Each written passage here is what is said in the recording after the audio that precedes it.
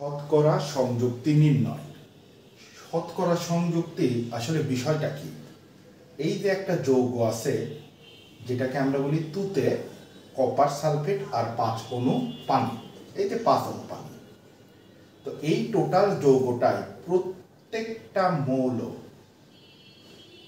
শতকরায় কত পরিমাণ আছে সেটাই হচ্ছে এই যৌগটার শতকরা সংযুক্তি।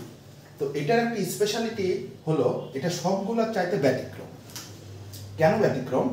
তো আমরা ফার্স্টে কি জানি যে যৌগটার আণবিক ভর নির্ণয় করতে হয়। তাহলে কপার সালফেট 5 অণু পানি ওরফে তুতে এর আণবিক ভর। তো এখানে কপার একটা পরমাণু আছে 1, কপারের পারমাণবিক ভর হচ্ছে 63.5, সেজন্য 1 গুণন 63.5 যোগ সালফার একটা আছে 1, সালফারের পারমাণবিক ভর হলো 32, তার মানে 1 গুণন 32 প্লাস সালফার এর পরে অক্সিজেন আছে কয়টা? 4টা, তার মানে 4টা পরমাণুর 4 এবং অক্সিজেনের পারমাণবিক ভর হচ্ছে 16। এরপরে ইনটু আকারে 5 অণু পানি আছে, এই ইনটুর জন্য একটা প্লাস নিতে হবে। 5 অণু পানিতে তো 5টা সামনে আছে, 5 দিয়ে দেব সামনে, একটা ফার্স্ট ব্র্যাকেট। হাইড্রোজেন পরমাণু আছে 2টা, সেই জন্য হাইড্রোজেনের 2 এবং হাইড্রোজেনের পারমাণবিক ভর হচ্ছে 1 গুণন 1। এরপরে অক্সিজেন পরমাণু আছে 1টা, নতুন পরমাণুর জন্য একটা প্লাস দেব, অক্সিজেনের 1 এবং অক্সিজেনের পারমাণবিক ভর কত? 16। এইভাবে আগে আমরা আণবিক ভরটা নির্ণয় করব। তো নির্ণয় করার পরে আমরা যদি এখন হিসাব করি, এখানে হচ্ছে 63.5 প্লাস 32, 32 একে 32, 4 16 64 প্লাস 5, 2 একে 2 প্লাস 16, তাহলে 63.5 প্লাস 32 প্লাস 64 আর 5 গুণন 2 আর 16তে 18, 5 18 90। টোটালটা যদি আমরা যোগ করি তাহলে আসতেছে 249.5। এটা গেল কপার সালফেট এবং 5 অণু পানির আণবিক ভর।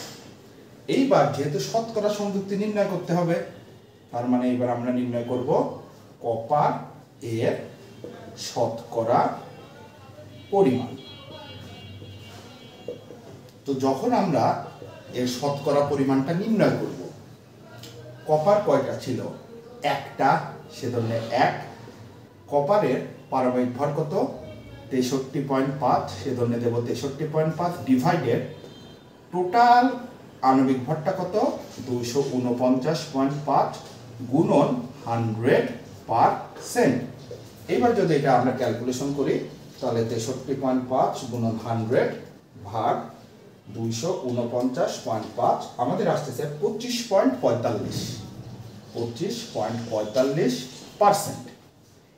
একইভাবে যদি সালফারের শতকরা পরিমাণ নির্ণয় করতে চাই, সালফার আছে কয়টা? 1টা, এর পারমাণবিক ভর 32, টোটাল হচ্ছে 249.5 গুণন 100%। তাহলে এটাকে ক্যালকুলেশন করলে 32 মাল্টিপ্লাই 100 ভাগ 249.5 আসতেছে 12.83। তো এইভাবে আমরা কপার এবং সালফারের নির্ণয় করলাম। এরপরে আমাদের অক্সিজেনের হিসাব। তাহলে অক্সিজেনের শতকরা পরিমাণ এখন আমাদের দেখতে হবে অক্সিজেন টোটাল আছে কয়টা। এখানে অক্সিজেন আছে 4টা পরমাণু এবং এই যে একটা অক্সিজেনের সামনে আছে 5, তাহলে এখানকার 5টা অক্সিজেন পরমাণু আর এখানকার 4টা, 5 আর 4 কত? 9, তার মানে পরমাণুর সংখ্যা হচ্ছে 9। অক্সিজেনের পারমাণবিক ভর 16 ডিভাইডেড 249.5 গুণন 100%।